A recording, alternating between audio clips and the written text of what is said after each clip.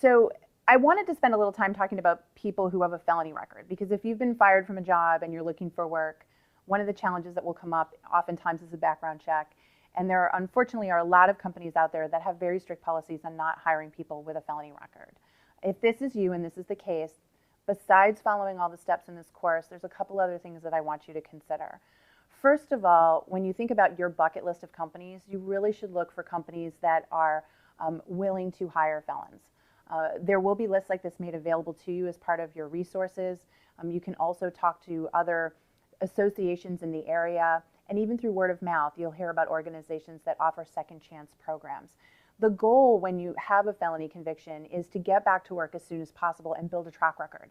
Every job's temporary, so whatever job you take after this experience won't be the job you have for the rest of your life, but it's a job that's going to be able to define you, show that you're a hard worker, show that you've put this behind you, and that you really are a great contributor. And that will lead you to be able to get other jobs, right? But you've got to get that first job. So make that bucket list focused on companies that you know are willing to hire you. Secondly, you are going to have to tap into friends and family more than ever, even extended beyond into maybe your church or other organizations, community organizations that you're involved in.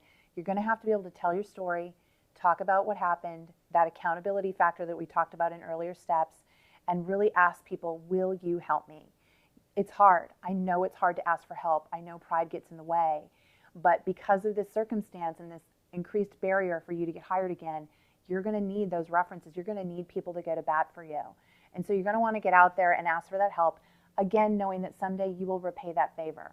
You will be able to show them by doing a great job and really putting this behind you that them choosing to help you out was a smart decision. But I can't stress that enough. When you have this additional challenge of a felony record, you really have to pay attention to it.